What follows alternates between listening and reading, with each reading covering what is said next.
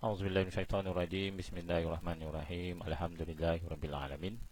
Wassalatu wassalamu ala asyrofil anbiya'i wal mursalin wa ala alihi washabbihi ajmain amma ba'du. Assalamualaikum warahmatullahi wabarakatuh. Alhamdulillah, mari kita memulakan majlis kita pada pagi ini dengan membaca umul kitab Al-Fatihah. Bismillahirrahmanirrahim. Alhamdulillahirabbil alamin. Arrahmanirrahim. Maliki yaumiddin. Iyyaka na'budu wa iyyaka nasta'in. Ihdinas siratal mustaqim. Siratal ladzina an'amta 'alaihim ghairil maghdubi 'alaihim waladdallin. Amin. Alhamdulillah, bersyukur kita kepada Allah Subhanahu Wa Taala kerana pada pagi ini kita bersama dalam program Bual Bicara JPI dalam satu tema dinamakan sebagai Garaj Hati yang akan bersama-sama kita pada hari ini untuk bual bicara potensi diri bersama dengan Ustazah Hafizah binti Husni, pensyarah di Jabatan Pengajian Islam Fakulti Pendidikan dan Sains Sosial UNISEL. Apa khabar Ustazah? Baik, Alhamdulillah. Alhamdulillah.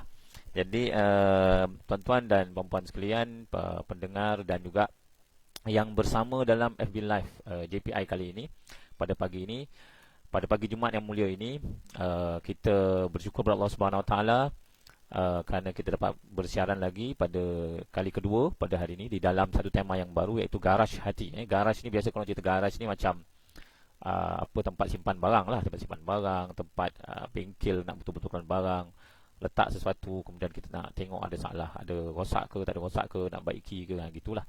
So bagaimana pada hari ini kita akan bersama dengan Ustazah untuk bicarakan tentang potensi diri. Ini berkaitan dengan psikologi seseorang. Tapi sebelum itu saya ingin ambil kesempatan juga untuk semua yang pendengar, agar kita akan kalau boleh share dan like, kemudian saya perluaskan pada pagi ini.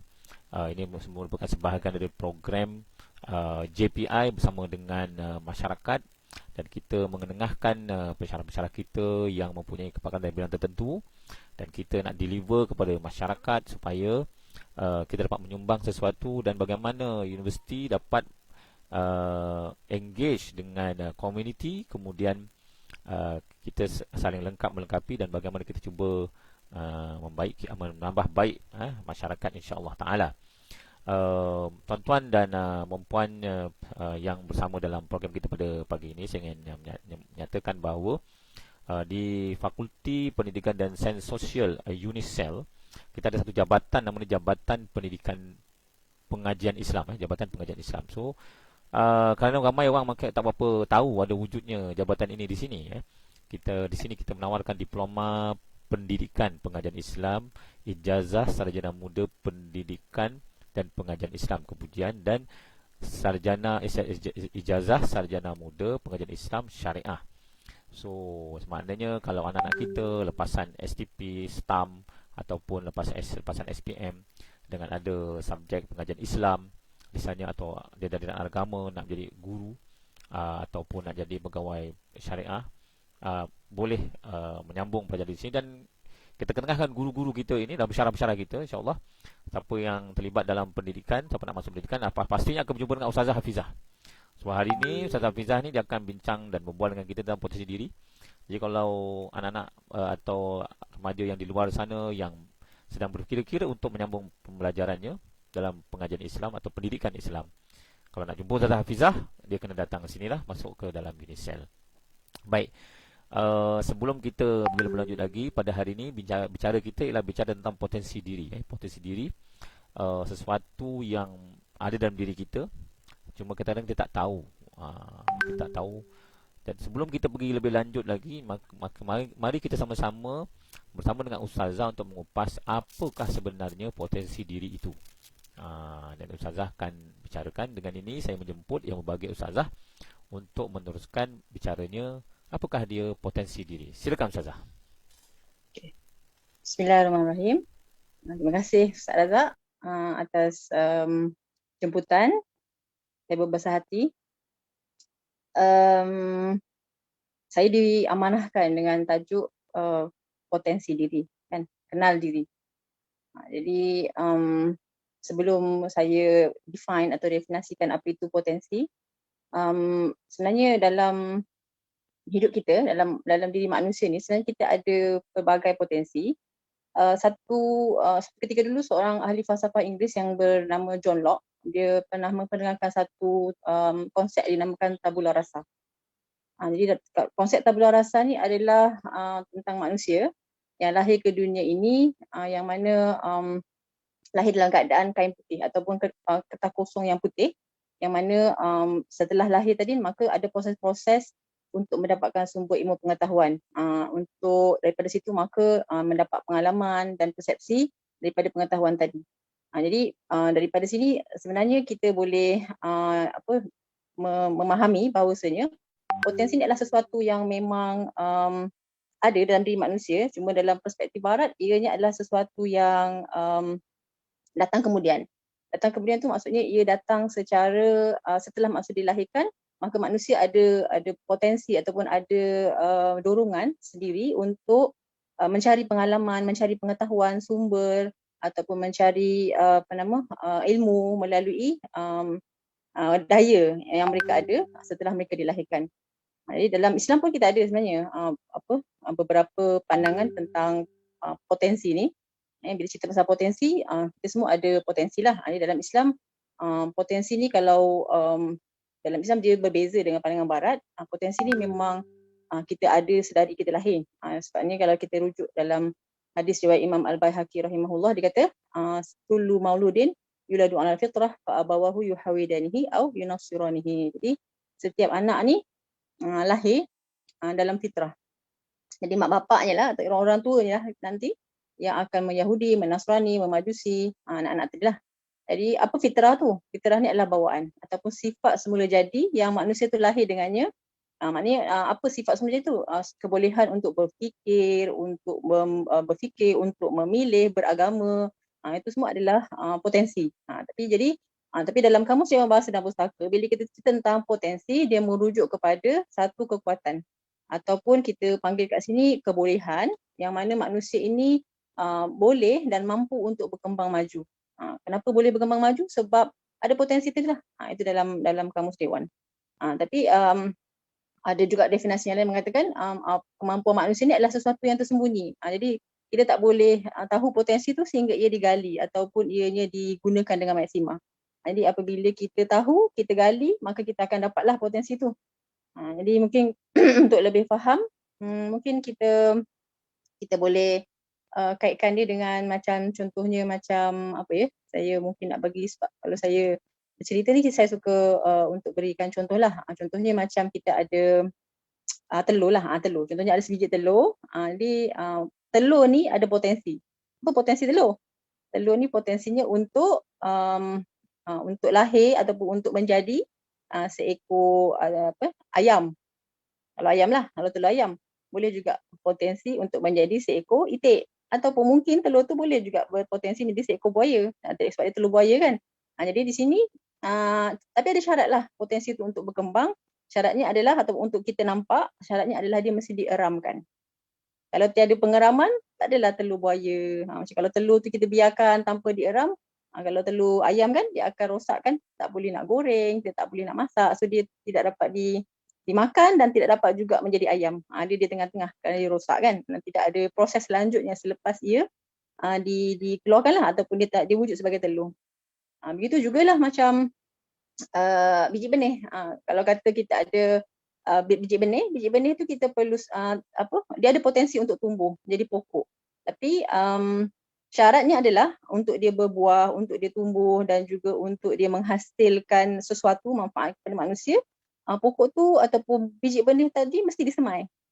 Kalau kita tak semai, tak mungkin dia akan dapat menjadi sebatang pokok. Begitu. Sama jugalah dengan contoh Ustaz Razak kan, ada potensi sebagai seorang penceramah.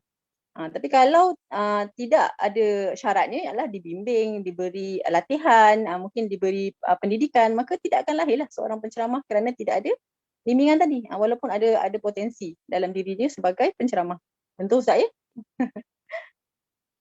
Jadi itulah mungkin boleh kita cerita itu yang boleh direlatekan dengan potensi manusia lah. Jadi cuma potensi ni kalau dia tersembunyi, dia tidak dapat tak dapat kelihatan, maka tidak akan potensi itu tidak akan kelihatan, tidak akan nampak, ya. Dia tak akan nampak, yang mana dia menjadi tidak berfaedah lah, tidak berguna kepada manusia, kerana potensi itu hanya di dalam diri sahaja, tidak diketahui oleh orang lain. Jadi untuk kita teruskan hidup, potensi inilah yang menjadi bekalan kepada kita untuk kita mencapai apa-apa juga kemanfaat ataupun kejayaan lah dalam kehidupan kita. InsyaAllah.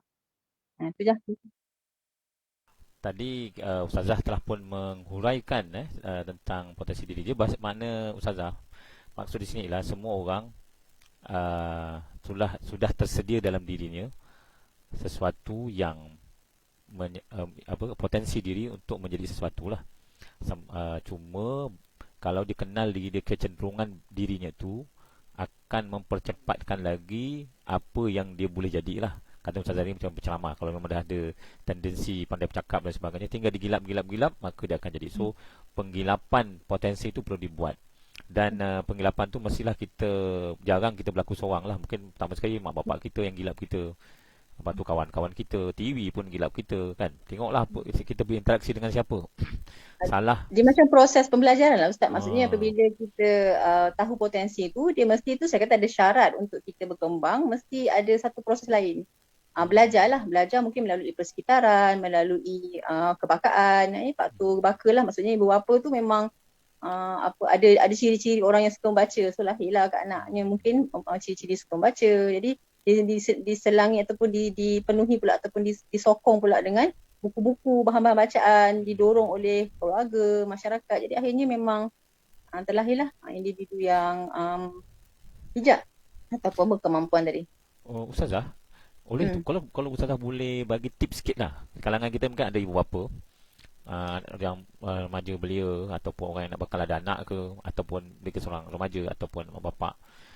Agaknya Ustazah boleh bagi tips cara mudah dan simple, paling kurang macam mana nak dapat detect kecenderungan anak tu, dia punya potensi dia. Kadang-kadang kita ni macam bedal ya kan. Kadang-kadang ada mitos-mitos juga nak sulung macam ni anak. Tak tahu lah mitos ke tak mitos lah. Anak Pak Ngah lain, Uda lain, Utih lain kan. Jadi mak bapak ni setiap anak tu berbeza. Dia tak boleh pukul rata saja. Mungkin Ustazah boleh bagi tips sikit daripada psikologi bacaan Ustazah kepada ibu bapa yang dengar pada pagi ini. Paling kurang dia dapat detect peringkat awal, foundation anak dia potensinya apa, dan kemudian dia bolehlah dia hantar. Boleh pilih sekolah mana, sekolah agama. Kadang-kadang semua anak pukul bulan pergi tahfiz, tapi mungkin dia potensi dia bukan ke situ, akhirnya dia tak berjaya di tempat itu. Jadi sebab kadang-kadang mak bapak dia buat sesuatu anak dia berdasarkan yang mak bapak suka, bukan berdasarkan apa yang potensi anak tersebut. Boleh Ustazah bagikan sikit tips Ustazah? Silakan. Itulah. Terima kasih Ustaz. Tips tu kan, macam banyak tips tu tak adalah kan Ustaz, tapi cuma mungkin kita boleh kongsilah ya. Sama-sama lah kita pun sebagai ibu bapa juga. Sebenarnya apa ni, nak kenal potensi anak ni, dia bukanlah kenal, tapi sebab potensi, bila saya kata tentang potensi ni adalah kekuatan sebenarnya. Bila kita kata kekuatan, kebolehan, kemampuan. Jadi macam saya katakan tadi, Allah dah kurniakan kita dengan potensi. Maknanya potensi tu apa? Potensi kita untuk daripada sudut fizikal, daripada sudut mental, daripada sudut emosi, sosial, dari sudut bakat, minat, karakter. Itu yang dikatakan fitrah tadi tu. Maksudnya manusia ni lahir bukan kosong. Bila kata fitrah dia tak kosong, maksudnya dia ada sesuatu yang dibawa dalam diri kita yang boleh kita gunakan untuk kita hidup.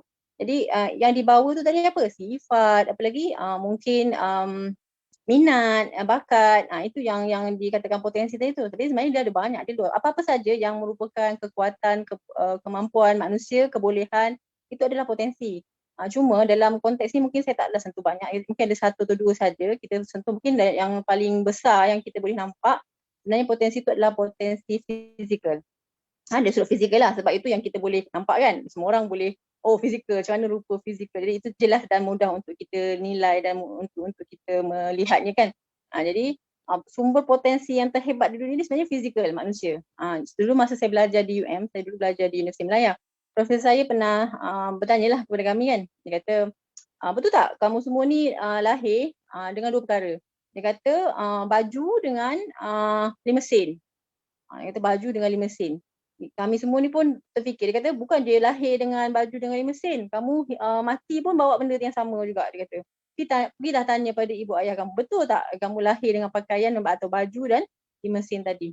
Jadi apa pakaian tu sebenarnya? Yang dimaksudkan oleh Prof saya tadi tu. Apa pakaian tu sebenarnya? Pakaian tu yang dia merujuk kepada kulit. Kita datang, kita lahir kan pakai pakaian kulit kan. Jadi kulit yang kita ada ni kita tak akan buka. Takut pula kalau kita buka kan. Jadi kita akan lahir dengannya dan kita akan pergi kembali kepada Allah SWT pun dengannya juga. Jadi pakaian itu adalah kulit kita lah, kata Prof tadi. Jadi selama-lamanya kita ada dalam dunia ni, kita tak akan pernah membukanya. Ya. Kemudian satu lagi 5 sen. Apa 5 sen tu? Oh, dalam bahasa orang kampung saya dia panggil 5 senses. So 5 senses ni adalah deria. Deria yang kita ada. Maksudnya kalau kita lahir tanpa deria mungkin adalah masalah, OKU dan sebagainya. Tapi sebenarnya semua orang akan lahir dengan 5 deria ni tadi. Itu apa dia? Pendengaran, penglihatan, deria rasa, bau dan juga deria sentuhan. Jadi deria ini adalah pembuka kepada kehidupan kita di dunia ni. Sebab kita lahir ni kosong. Tak ada duit pun apa. Lahir kosong. Kita cuma ada mak ayah. Kalau ada mak ayah lah. Kadang-kadang ada juga baby yang kena buang kan. Jadi ibu bapa ataupun penjaga itulah yang akan mendorong kita, memberikan kasih sayang. Kasih sayang tu adalah nilai. Dia ada satu yang tenaga. Dia adalah satu potensi juga. Jadi kita dapat kasih sayang. Kita dapat makanan. Hingga akhirnya bila kita dewasa, kita memiliki. Kita ada, mungkin ada rumah, ada kerjaya, ada suami, ada isteri, ada anak, ada pula tanah, hartanah dan sebagainya lah. Jadi kita bermula daripada kosong. Kita tak ada apa-apa pun. Tapi di dunia ni kita mengumpul segala-galanya. Jadi itulah sehinggalah kita berjaya. Jadi apa kekuatan yang sehingga kita boleh memberdayakan apa yang kita ada ni? Jadi itulah yang dipanggil pendengaran. Sebab tu bila kita flashback atau kita lihat balik pendengaran ni, Allah SWT akan kurniakan kita dengan pendengaran yang mana kalau kita tengok, yalah kalau yang belajar sains kan, kita tahu telinga ni adalah satu apa nama ni, sensori yang sangat bernilai. Bukan telinga je, pendengaran. Kita punya sensori tu telinga, tapi dia punya deria ni adalah deria pendengaran. Jadi telinga ni ada 24 serabut yang boleh mengenapasti getaran. Kemudian penglihatan kita punya mata ni lebih hebat daripada iPhone. Dia ada 126 megapiksel.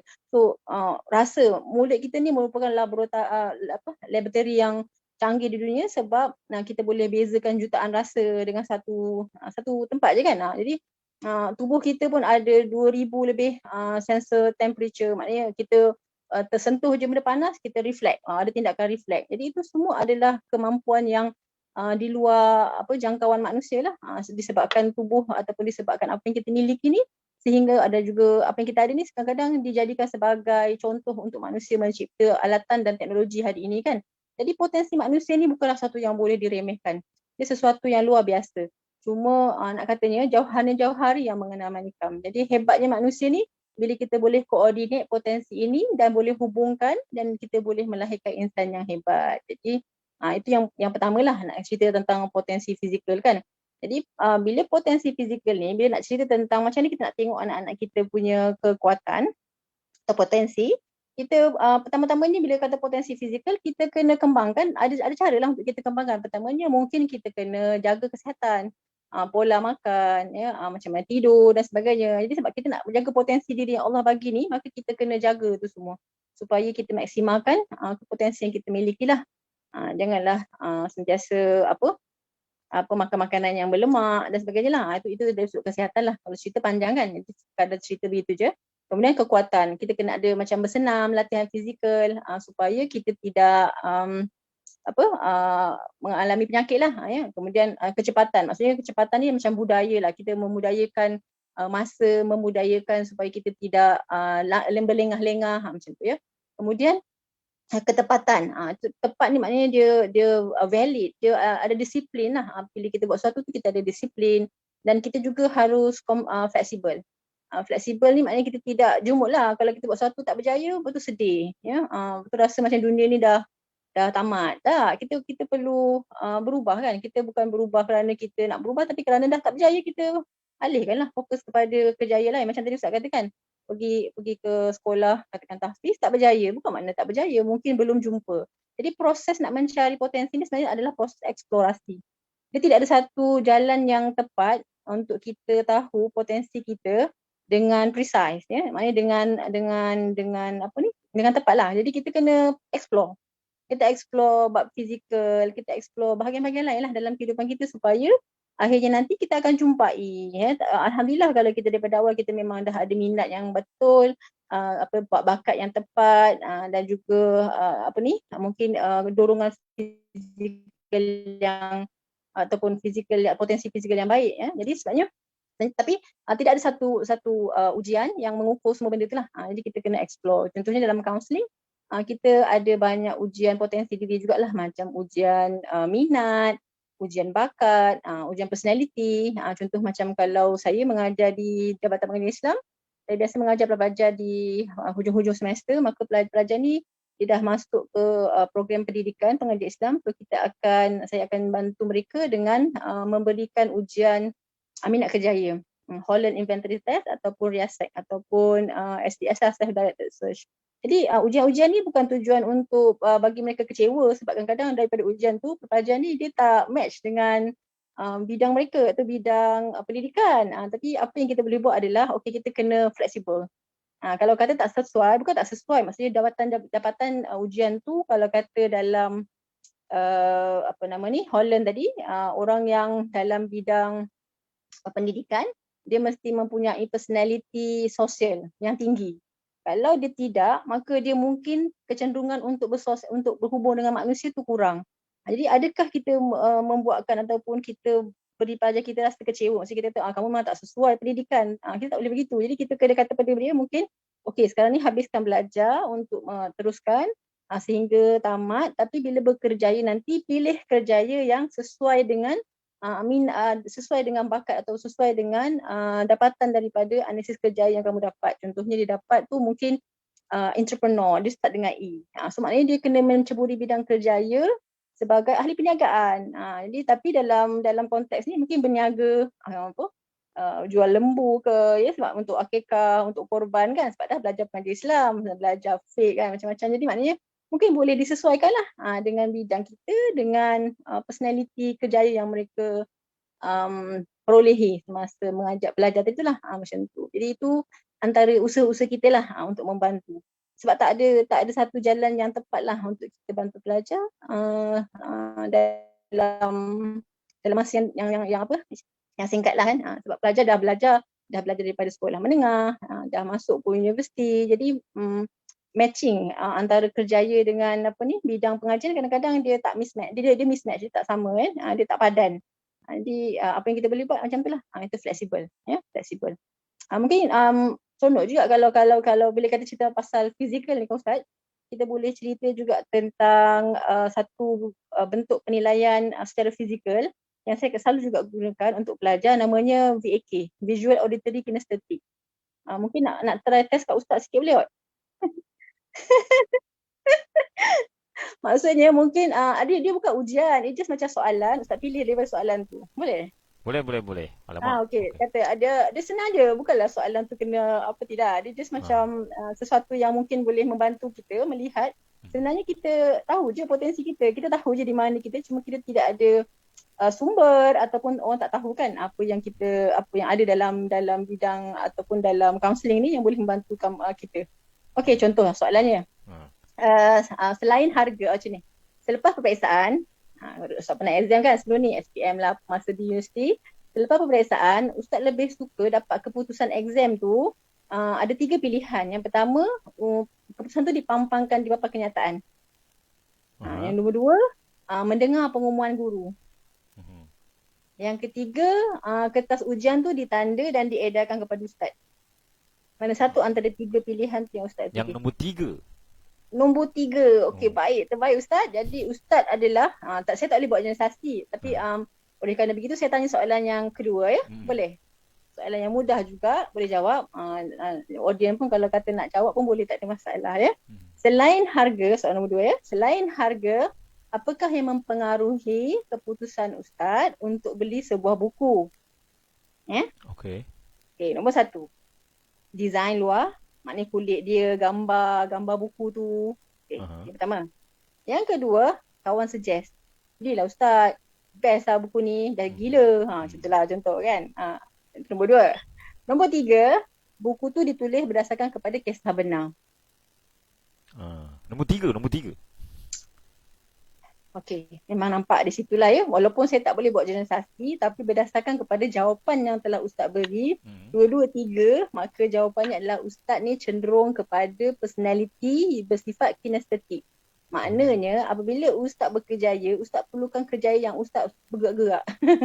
Kena move Patut saya tak around. duduk pejabat lama. Saya kena keluar Ya, dia agak macam penat. Ustaz macam tak sukalah, dia tak boleh duduk lama dan belajar tu macam paling-paling lama pun setengah jam je tu lah, sejam je tu dah lama dah tu. So dia kena bergerak. Kalau belajar pun pembelajaran tu mesti ada pergerakan. Mesti ada aktiviti lah. Kalau kata tak ada aktiviti, bosan. Ustaz akan cenderung untuk menjadi bosan dan menjadi lemau lah.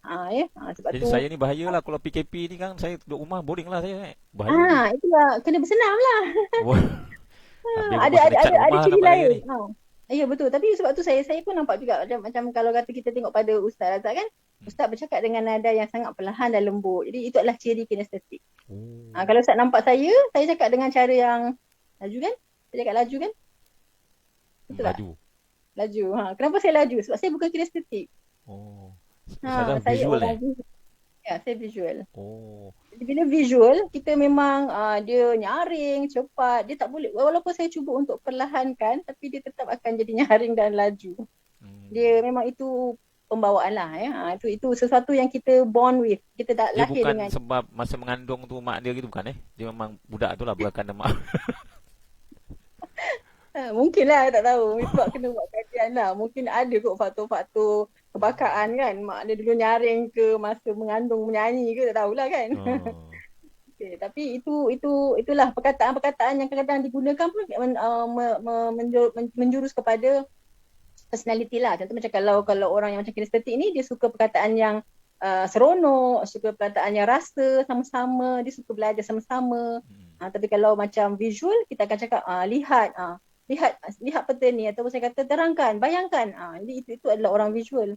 Tapi kalau orang yang auditory, dia akan menggunakan perkataan bincang, ulang, saya tak jelas, macam tu.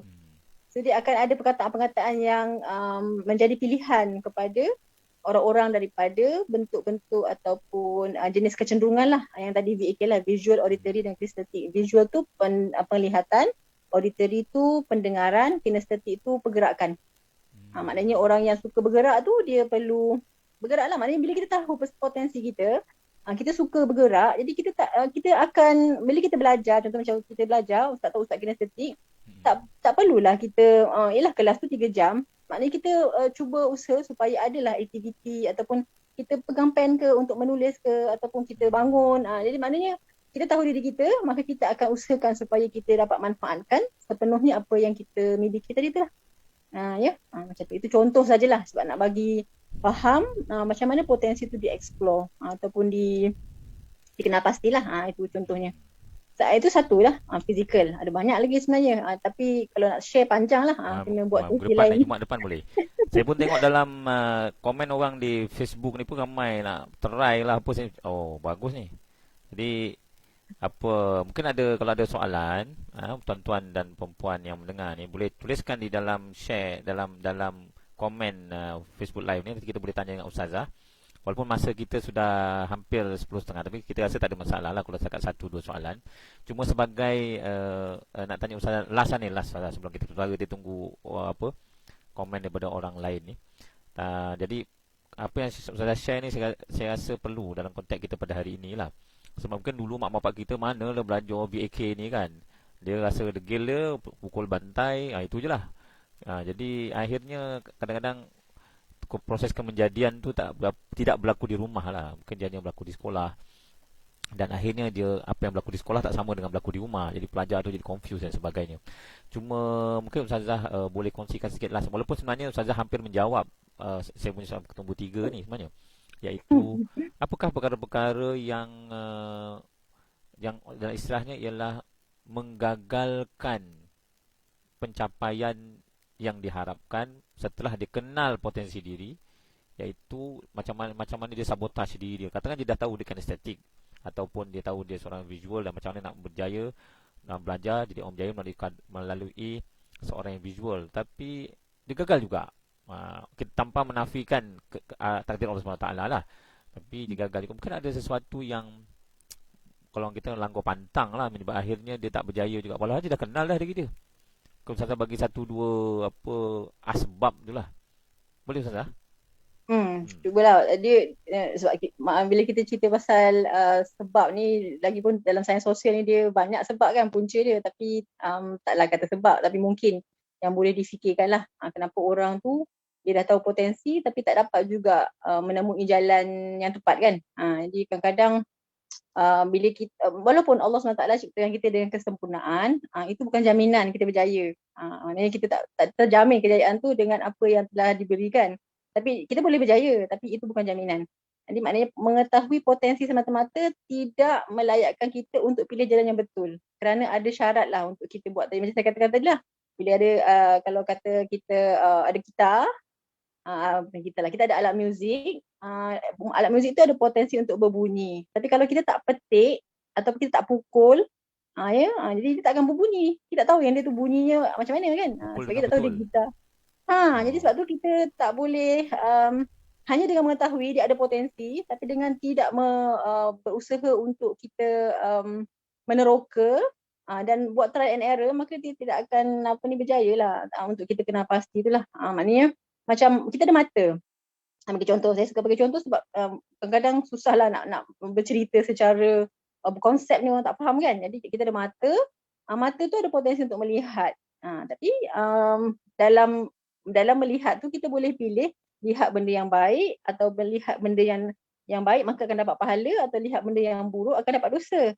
Jadi proses sebelum potensi itu keluar adalah memilih. Jadi untuk memilih itu adalah satu proses yang dilakukan oleh manusia. Itu kita ada ikhtiar tu. Untuk kita memilih yang baik atau yang buruk. Tapi mata tu ada je kat situ. Ada tak potensi? Potensi tu tak ada juga kat situ. Jadi itu yang kita bergantunglah pada kita sama ada kita nak kembangkan potensi tu ataupun tidak. Macam ada kisah gajah. Pernah dengar tak kisah gajah?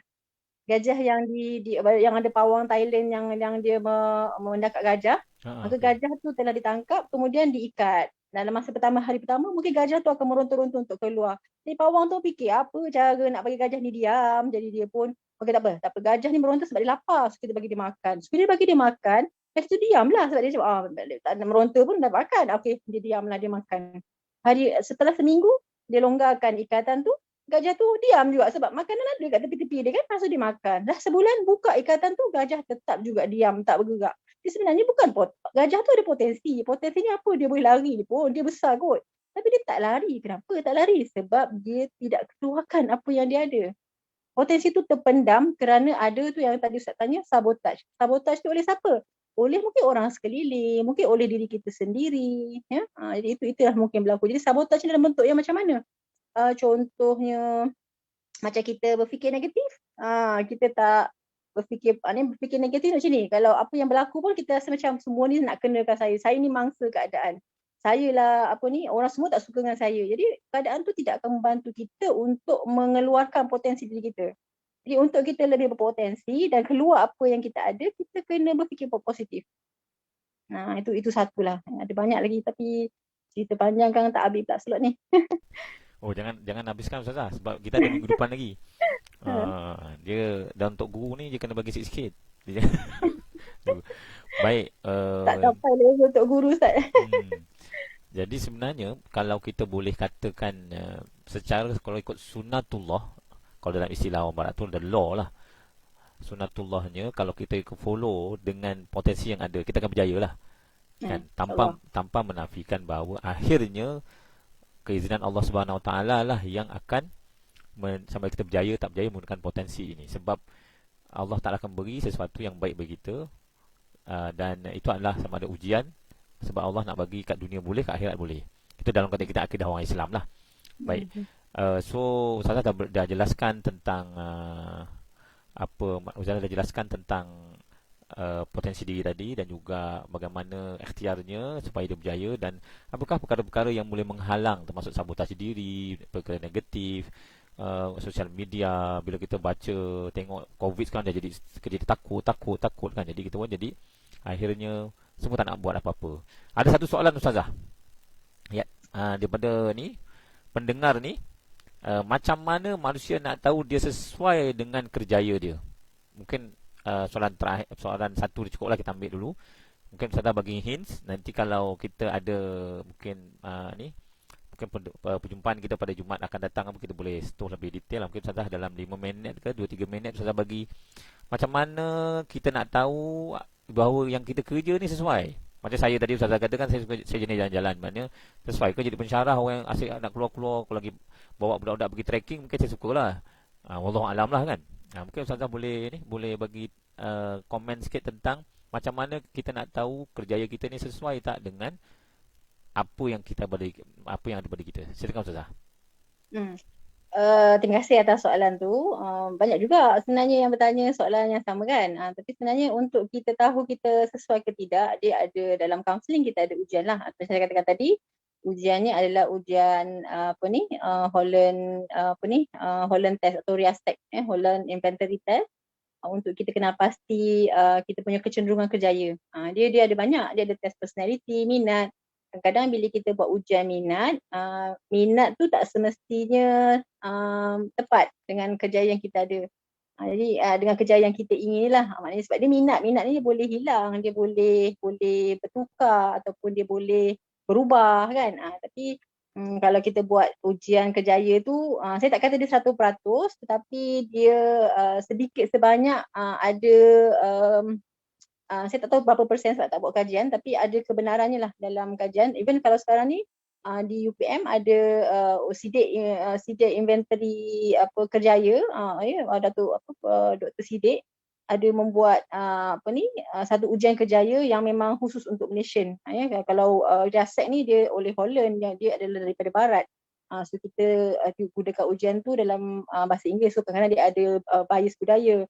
Tapi ada ujian yang dikeluarkan oleh Dr. Sidik daripada Universiti Putra Malaysia tu, dia memang dah berlatar belakangkan Malaysia. Jadi dia agak lebih tepatlah. Sebab bila kita buat ujian tu dia ada ketekalan, dia ada keabsahan ujian tersebut. Jadi dia tidak boleh digunakan dan sesuai lah untuk kita kena pasti kerjaya. Tapi basically kalau yang dah bekerja, lepas tu nak tahu dia sesuai ke tak selain daripada ujian minat, boleh je kalau misal kata kita macam ni, kita rasa bila kita kerja tu kita rasa tertekan tak?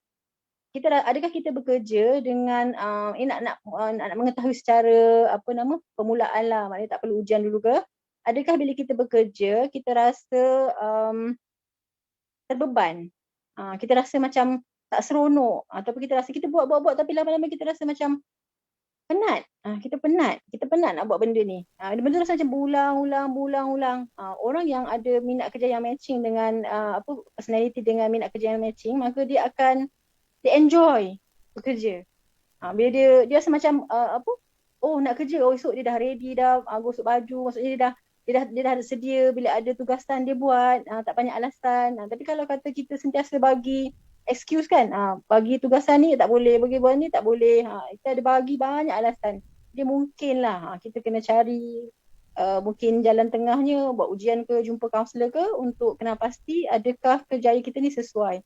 Kadang-kadang bukan kerjaya tu tak sesuai, mungkin skop bidang, maknanya kita kerja tu sesuai dah, cuma ni mungkin kita perlu bidang yang bagaimana. Macam tadi lah saya kata pada ustaz, mungkin kalau dia orang yang suka bergerak keluar, mungkin dia masih pensyarah, tetapi kena libatkan dengan pensyarah yang ada mungkin jawatan marketing kot, bahagian marketing di fakulti. Jadi dia akan sentiasa keluar kan, dia mengajar, tapi dia tetap kena keluar. Bila dia keluar, dia lepas maksudnya dia dapat kepuasan dengan kerjaya yang dimiliki. Sebab kita tak mungkin lah waktu sekarang kalau kata yang dah berkerjaya tu kita nak tukar lebih lagi pada usia yang lewat ataupun dalam masa PKP ni kan. Jadi mungkin kita kena sesuaikan lah dengan apa yang kita ada. Macam itulah.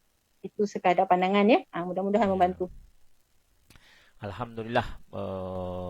Terima kasih Ustazah di atas kerjasama dan juga di atas maklumat tadi. Saya harap yang pertama ni Puan Aisyah ni dapat maklumat tersebut. Moga-moga ia memberi manfaat pada kita semua. Jadi saya ingin ambil kesempatan ini juga untuk mengucapkan juta terima kasih pada Ustazah, pada semua pendengar, dan kita sudah pun melepasi pukul 10.30 ini, dan program ini akan bersama dengan program Garage Hati ini akan bersama kita setiap hari Jumaat pukul 10 hingga 10.30 pagi. Kita akan bersama dengan Ustazah Hafizah lagi untuk minggu hadapan. Saya akan maklumkan tajuk dia, tapi berkaitan tentang potensi diri, berkaitan tentang diri, psikologi, dan ini sebahagian daripada subjek yang ada dalam sekali bila kita jadi guru lah. Jadi itu perkaranya, dan pihak majlis mengucapkan terima kasih pada Ustazah atas perkongsian. Semoga jangan serik, dan nanti minggu depan kita akan sama lagi, dan Ustazah dikurniakan kesihatan. Kita sekarang berada di rumah, so tak ada masalah. PKP ke tak PKP, minggu depan tetap ada lah deadline. So kita terima kasih banyak-banyak Ustazah di atas jawapan tadi, dan kepada yang penonton pendengar semua, kita akan sambung pada minggu hadapan, dan insya-Allah benda ni akan membantu kita dalam konteks kita menjalani kehidupan kita dengan lebih baik. Saya akhiri dengan mohon ampun dan maaf. Kita tangguhkan dengan bacaan tasbih kafarah dan suratul as. Subhanakallahumma wa bihamdika asyhadu an la ilaha illa anta wa astaghfiruka wa atubu ilaik. Bismillahirrahmanirrahim. Wal 'asr innal insana lafi khusr illa allazina amanu wa amilus solihat wa tawassaw bil haqq wa tawassaw bis sabr. Assalamualaikum warahmatullahi wabarakatuh.